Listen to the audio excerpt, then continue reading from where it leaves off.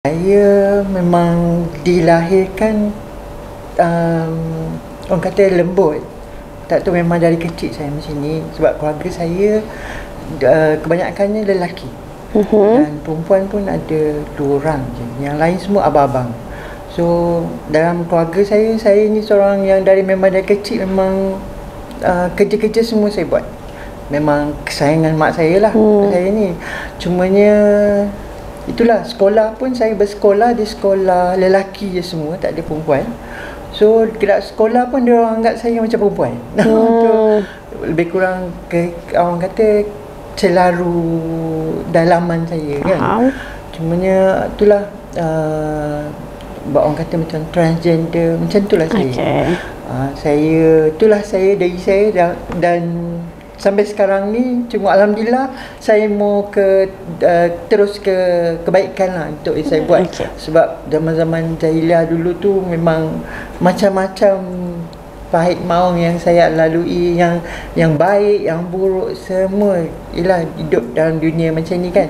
Memang ada yang pandang yang kurang apa, yang tak suka, ada yang suka, tapi itulah kehidupan kan. So kita kena, walau apa-apa pun nasib baik Tuhan tu ada. Tuhan tu sayang saya. Alhamdulillah sampai sekarang ni saya ada di sini sekarang. Saya lahir di Kuala Lumpur. Bapak saya seorang polis diraja Malaysia dan mak saya seorang guru. Lepas form 5 saya masuk, tapi tak sampai sebab dulu saya kena ragging dekat sana. Zaman dulu zaman ragging kan.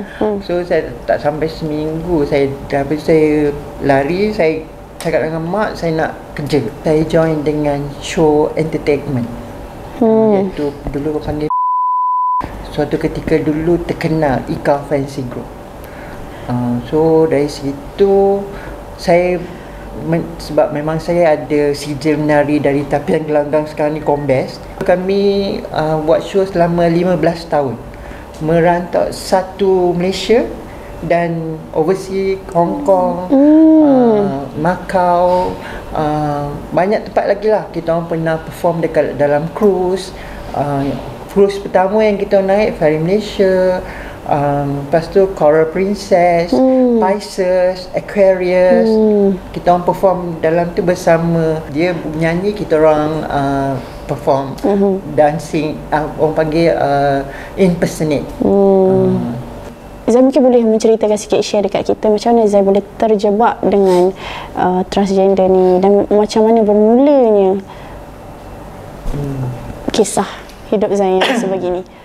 Saya memang dari kecil memang lembut. Form 5 tu saya habis sekolah, saya duduk KL dengan makcik saya. Lepas tu saya ada kawan kat sana. Kawan saya ni yang bawa saya pergi tengok tempat masjid. Dan masa form 3 saya pernah pergi dulu ada dekat Selangor Club. Orang panggil Selangor Club dulu, tempat semua TG datang dengan pakaian, dengan apa semua yang cantik-cantik. Saya tengok, cantiknya. Saya pun macam seronoknya tengok dia orang tu kan. Kawan saya bawa, so macam kawan pun sama lembut juga macam tu. Kawan saya ni dari Seremban. Dia bawa saya macam seronoklah jumpa, tapi saya takut. Dalam pada seronok tu saya takut sebab saya bukan diajar, keluarga saya bukan tempat-tempat macam ni. Kami ialah seorang polis diraja Malaysia ni, dia seorang yang tegas. Bapak saya seorang yang tegas. Sampai abang saya pun yang nombor 2 tu dulu memang tak suka saya sebab saya macam ni kan. Tapi dia suruh buat, basuhkan baju dia semua buat. Keras saya buat ni apa semua saya buat sebab mak saya tak ada. So saya kena buat kan. Mak saya kerja. Lepas tu abang saya ni pula dah tengok saya macam ni, dia kata dia pernah suruh saya, kau ni dah macam perempuan, baik kau pergi operate je lah. Saya tak tergamak sampai ke situ lah buat kan. Tu saya macam, yelah saya pergi sekolah. Saya tanya abang saya balik, kalau saya operate, besok saya mati, abang nak tolong jawab ke saya dalam kubur? Nak tolong saya ke jawab kan? Lepas tu sejak tu abang saya tak ada tanya soalan macam tu. So dia kata, mak saya pun dah cakap, kamu memang dari kecil macam ni, tak nak buat macam mana kan. Tapi tak apalah, terima je lah, tak ada yang dah jadi macam ni kan. nak tahu kisah saya pecah darah. That time masa saya form 3, Okey. guru sekolah saya shock dengan saya. Guru sekolah? Ya. Yeah. That time saya lemah sejarah dengan maths. Okey. And dia boleh ajar saya maths dengan sejarah. Guru sekolah ni perempuan lelaki? Lelaki. Okey. Dia telefon mak saya cakap, saya akan ajar anak makcik. Cumanya nanti saya ajarlah. Mak saya pun sukalah sebab saya lemah dalam pelajaran tu. Dia bawa saya pergi rumah dia. Saya ingat lagi rumah dia. Dekat dia dah kahwin ke belum? Belum. Dia belum kahwin masa tu. Okey. Lepas tu habis sekolah dia ajak saya naik kereta dia. Dia kata tak apa, nanti saya hantar awak balik. Sampai dekat rumah tu, saya tak pernah tengok blue film. First time hidup saya. Okey. Dia buka blue film yang blue film tu pula saya tengok lelaki dengan lelaki. Masa kita pakai baju sekolah lagi. Lepas tu dia kata buka baju sekolah Zai. Tak apalah cikgu, saya biasa macam tak apa. Saya datang ni pun nak belajar, bukan nak santai-santai kan. Lepas tak apa buka. Lepas tu saya tak nak lah. That time saya pun pakai singlet dalam, pakai baju putih kan. Lepas tu dia masuk, dia kata cikgu nak mandi sekejap. Lepas tu dia pun mandi, saya pun duduk lah. Dia buka blue tu macam, apa cikgu ni, apa masalah dia. Lepas mandi dia keluar, tengok dia pakai seluar dalam dia. Dia datang duduk sebelah saya, dia peluk saya. Cakap, wangi tak cikgu? Cakap memanglah wangi, dah mandi saya cakap kan. Lepas tu dia kata saya nak mandi, saya tak nak. Tengok cerita tu best tak, dia kata. Ni cerita apa? Saya bukan cerita apa. Cerita ni tentang nafsu, dia kata itu. Dia ajar macam tu. Lepas tu tiba dia macam pegang saya, cium saya. Saya mula macam geli-geli, tapi geli macam suka kan. Sebab saya memang berminat dengan lelaki. Saya memang tak tahulah, tak ada nafsu dengan perempuan. Tak tahulah kenapa. Saya pun itulah nafsu saya kan. Mungkin tak tahu nak cakap macam mana lah. Sebab saya dekat rumah pun saya tidur dengan satu bilik dengan kakak saya. And kita orang share baju, share apa semua kan. Tak ada masalah pun. Sebab even kalau masa saya kecil-kecil pun mak saya memang akan letakkan saya kat dalam bilik-bilik yang ada perempuan. Tu dia cuba nak meliwat saya lah. That time. Itulah saya pecah darah. Tapi memang terjadi pada hari sakit pula. Terjadi pada hari pertama. Ya. Dan Zai menerima dengan seadanya ataupun ada? Tak boleh terima. Tak boleh terima. Sakit sangat. Sakit sangat. Saya balik, saya cover dengan mak saya, jalan ngangkang. Saya cakap mak saya cakap kenapa? Saya cakap perut sakit, padahal saya sakit lain. Dia masih mengajak ke untuk seterusnya? 3 kali. 3 kali terjadi kejadian tu? Lepas tu dia tukar sekolah. Kira saya nak cari kali? dia sampai sekarang tak jumpa. Kenapa nak cari tu? Pasal dia lah dia saya jadi macam tidak, saya tak tahu pun apa-apa. Dia yang mengajar saya. Memang nak cari dia untuk tanya dia ke? Nak tanya dia, nak cakap apa masalah kau kalau buat budak sekolah macam ni kan. Faham. Lepas tu saya sekolah saya tak tahu kan. Kau ni cikgu aku. Kenapa Faham. kau buat aku macam ni kan. Kali kedua dia ajak pergi rombongan. Saya pun cakap dengan mak pergi rombongan sekolah. Mak saya kata okeylah. Kita orang pergi satu malam je. Lepas tu saya pergi rupanya saya pergi 2 orang dengan dia. Saya cakap cikgu kata rombongan. Kenapa? 2 orang? Tak, kita 2 orang je. Dia bawa saya pergi Melaka. Kedua tu memanglah ada rasa sakit juga. Sebab kita masih that time masih lagi apa kan. Cuma dia pandai, dia bawa dia punya KY. Cikgu ni agaknya dah experience kot. Faham. Kita orang habis sekolah bulan 4, saya kata 4, hujung tahun macam nak habis, nak tutup sekolah, cuti sekolah kan. Dia bawa saya pergi jalan-jalan. Masa tu that time dekat Seremban jugalah. Kita orang check in dekat hotel dekat. Selepas itu habis, bila dia pindah, dia ada bercakap apa-apa ke pesanan? Tak ada. Dia tak ada, dia missing in action. Kiranya dia pindah pun Zai tak tahu? Tak tahu. So itulah. Saya tahu dia akan berpindah tapi dia tak beritahu apa. So memang tak tahu, hilang begitu saja. Sampai sekarang saya tak jumpa dia. Saya ingat memang nak cari dia. Tapi tak boleh salahkan dia juga. Kalau orang tepuk sebelah tangan tak bunyi kan. Betul. Kadang-kadang saya pun macam sedih juga saya hidup macam ni kan. Sebab Kadang-kadang ada separuh masyarakat yang terima, ada yang tak terima. Macam kadang saya pernah macam, yelah kita nak ke arah kebaikan. Macam kesedaran tu sampai kita pun masa that time ingat Tuhan. Semua kan. Yelah saya pun mengaku, saya pun ada buat benda-benda yang tak elok kan. Cumanya bila dah buat tu saya rasa macam takut. Takut tu ada perasaan tu macam kenapa aku buat macam ni. Tapi itulah kehidupan kan. Cuma saya walau apa-apa pun saya ingat pesan mak saya kata apa-apa pun ingat Tuhan. So saya bersyukur walaupun saya macam ni, saya ada iman lagi. Tak adalah sampai teruk. Sebab banyak kawan-kawan saya dah terlanjur apa semua kan. Saya tengok dia punya sebelum dan selepas, ada yang dah meninggal apa semua. Tu menjadi kesedaran bagi saya. Takut. Saya pernah tengok di jenazah dimandikan, dikebumikan. Saya rasa takut sangat. Apa-apa pun saya kadang bila saya selalu kadang cakap dengan cermin, cakap diri sendiri, kenapa kau jadi macam ni kenapa kau tak macam orang lain normal macam biasa kan. Kadang tanya diri sendiri. Dan tanya pernah lah juga saya pernah macam stres dari sini datang lagi apa semua datang. Pernah saya sampai nak bunuh diri juga ada. Kongsi sikit apa yang paling saya rasa paling teruk lah saya pernah buat dalam hidup saya masa-masa dalam dunia tu. Saya dulu show girl. Bila kita orang buat show perform dekat hotel-hotel, lepas tu bila ada yang tengok kita ni, dia akan minta dekat kita punya agent kita punya number. So dia orang nak kita nak layan dia orang. Kan nak sampai ada yang suruh kita pakai kostum layan dia orang. Macam tu. Pernah dengar tu. Lama tak? Boleh tahan lama jugalah. Jadi apa yang Zai buat sebagai escort ni bila dah dipanggil dalam satu bilik? Bilik yang cakap tadi macam karaoke dan sebagainya tu? Dia ada bilik VIP, dia ada bilik ada dekat hotel, ada dekat rumah. Saya kena guna saya punya kostum.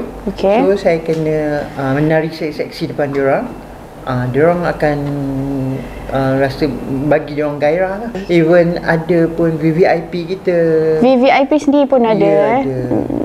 Itu cerita dululah. Buat tu dalam masa setengah jam dia akan bagi saya dalam RM500 untuk setengah jam. Masa that time. Masa tu cuma buat menari seksi lah. Kalau kita bermalam macam ada certain yang part yang macam kena dia orang, itu dia 1,000 ke atas. Zai sendiri pernah lalui ke selain daripada menari perlu menghadapi bersama dia orang tu? Ya, pernah. Masa tu perasaan seronok dapat duit banyak. Kan? Lepas tu saya boleh beli barang-barang branded apa semua kan. Itulah yang saya suka sebab kalau nak bandingkan yang kalau kat tepi jalan, sorry to say lah kan, yang macam saya itu tak berapa nak apa, macam saya sekejap dalam 1.5 jam saya boleh dapat kos yang tinggi. Itu yang first time tu mula rasa takut jugalah. Tapi bila fikirkan dia bagi kita cash on that time dengan lumayan je, why not kan. Masa tu 1,000 ke atas? So perasaan tu dia seronok bila pandang kepada duit tu lah. Faham. Masa tu tak fikir pasal dosa pun, saya fikir duit. Duit kan mengabur mata manusia. Betul. Jadi macam VVIP ni ramai juga ke Zai yang layan? Ramai. Memang dalam Malaysia punya atau luar negara pun ada juga? Dalam Malaysia ada, kat luar negara pun ada. Macam kami kalau buat show merata tempat kecuali Kelantan. Tak boleh masuk? Tak boleh. Pernah kami buat half saja. Lepas tu kena berhenti show sebab Kelantan tak terima saya seksi buat show. Faham. Jadi di Kelantan tu adakah orang VIP politik, bisnes? Politik dan bisnes? Family tahu? Family saya tak tahu. Family saya tahu cuma saya seorang showgirl. Saya buat makeup. Dia tak tahu kisah yang mendalam. Yang mendalam tu tak pernah tahu. Kalau sebab abang saya pernah warning saya. Dia kata kalau nampak kau kat tepi jalan, kau cari makan dengan cara macam tu, kat situ aku sagak kau dekat jalan. Tentu saya takut. Kira buat show yang macam tu sajalah, tak pernah lah sampai macam kan, kalau kita dengar kalau dekat KL tu rumah merah lah apalah kan, tak adalah sampai tahap pergi macam jalan tu. Tahu lah kehidupan dia orang macam mana. Sebab tu saya pun kadang yelah, dia orang pun tak nak jadi macam tu. Saya pun tak pernah tutup. Sebab dia orang pun tak semuanya yang jahat, ada yang baik. Dia orang ada yang terpaksa buat macam tu untuk menanggung keluarga. Terpaksa buat macam tu, tapi itulah masing-masing bahagian masing-masing yang kita tak boleh nak cakap kan. Saya pernah kawan dengan seseorang, saya ada anak angkat. Dengan dia 8 tahun. 8 tahun. Saya anak angkat tu saya bela dari umur 10 hari. Itu pun sebelum saya dapat anak angkat tu, saya kawan dengan dia dah berapa, dalam 5-6 tahun macam tu. Tiba-tiba ada orang datang sebab kami pernah cakap kalau ada anak kan bagus kan. Sebab cakap nak buat macam mana, saya dah macam ni kan. Lepas tu tiba-tiba ada anak jiran, masa tu saya duduk dekat, dia duduk bawah, dia datang rumah saya, ketuk pintu, bawa budak umur 10 hari berbalut dengan kain batik nak bagi kat saya. Tu saya cakap, macam kenapa? Lepas tu dia kata, akak ambil lah bela sebagai anak kan. Dia bagi semua apa semua kat saya. Lepas tu saya bela lah budak tu dari umur 10 hari sampai 5 tahun. Alhamdulillah lah kami jaga baik budak tu, kita ke arah yang kebaikan lah. So dah lama saya kawan dekat 8 tahun. Mak ex saya ni telefon saya. Dulu dia tak tahu saya siapa, dia ingat saya perempuan. Lepas tu dia telefon saya pun macam, saya ni dulu isap rokok apa semua kan. Saya tak nak, orang kata nak menipu diri, saya nak jadi diri saya. Saya cakap dengan ex saya, baik cakap dengan mak awak, saya siapa saya, terima saya seadanya kan. Lepas tu dia cakap, mak dia terima. Dia pun terkejut.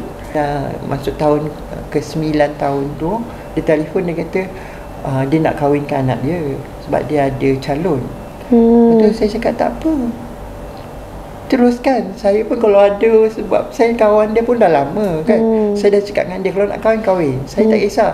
Sebab saya sedar saya siapa kan. Hakikatnya kita kena terima kenyataan kan. So kalau dia nak mendirikan masjid, itu kan suatu yang bagus kan. Lepas tu saya cakap dia kahwin lah. Lepas tu dia tak nak, ex saya tak nak. Dia kata dia nak kahwin dengan orang yang dia cinta. Saya cakap dengan dia, cinta itu akan datang kemudian. You kahwin dulu, love come second. Love tu akan, cinta tu akan datang. Lepas tu dia tak boleh terima. Dia nak, dia boleh dengar cakap mak dia dan dia akan kahwin, tapi dia nak bersama dengan saya. Saya kata tak mau. You dah mendirikan masjid, you go with your apa, saya dengan diri saya. Dia tak nak.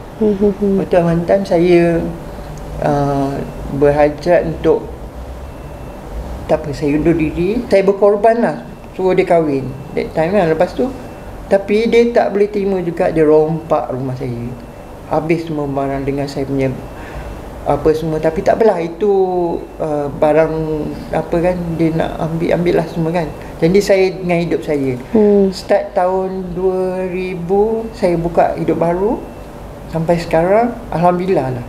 Saya tak ada lagi nak berkawan dengan orang macam lama macam itu kan.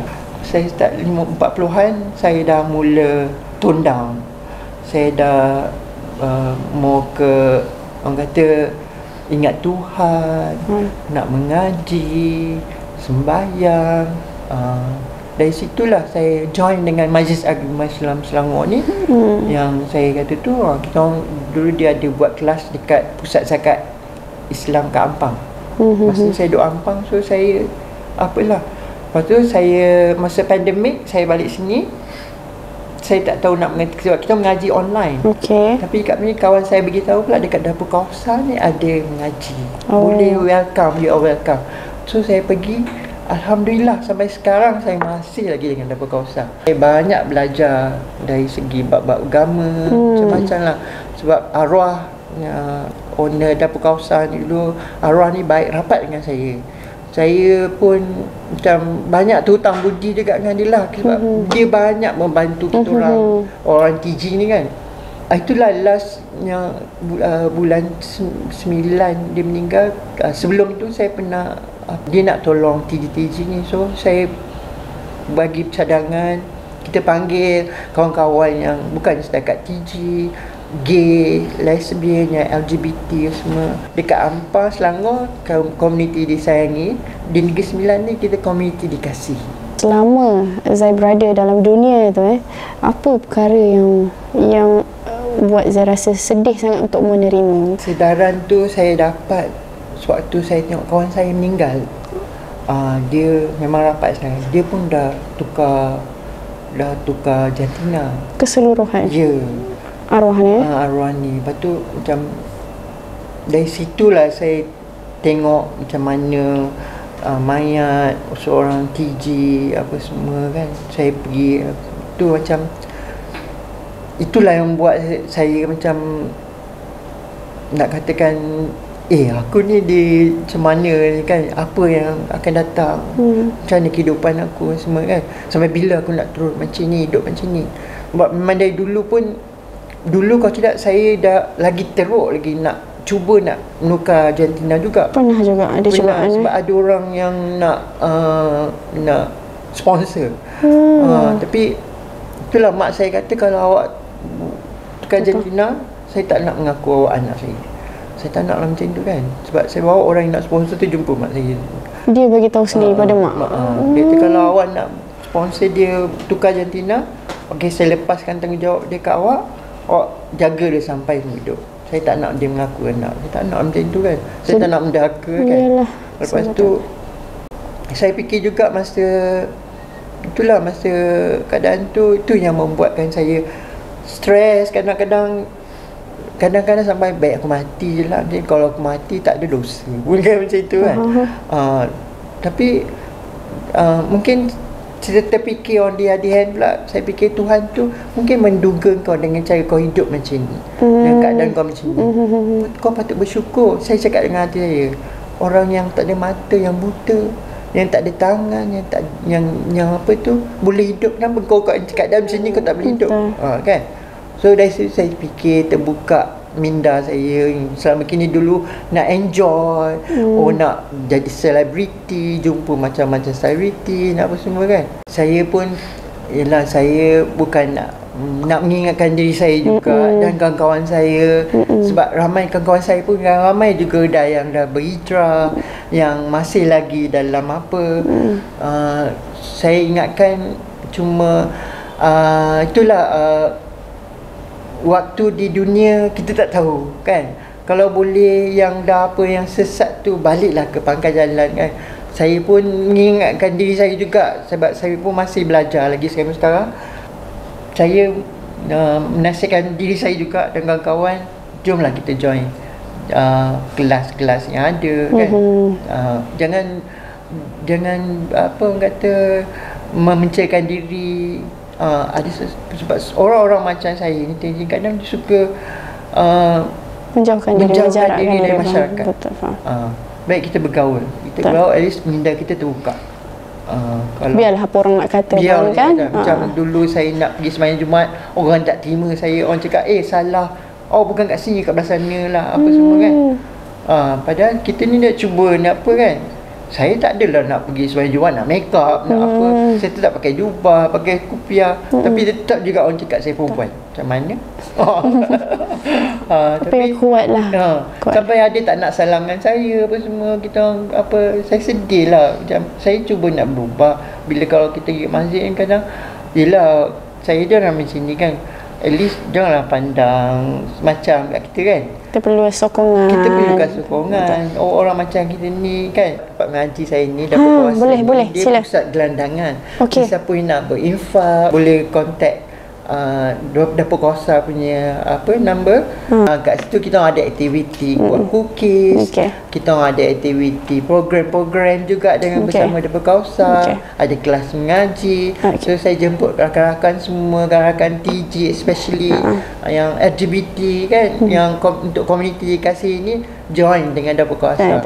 InsyaAllah kita akan orang kata hidup ni akan sempurna. Betul. Tak sempurna tapi kita akan cuba akan jadi sempurna. Okey. Ya, betul. Terima kasih Zai atas sama-sama. perkongsian hari ini. Banyak benda yang saya dapat, dan bukan saya saja, siapa yang melihat nanti pun akan dapat dia punya manfaat-manfaat daripada kisah yang Zai kongsikan. Sedikit sebanyak boleh membuka hati mereka dekat luar sana juga.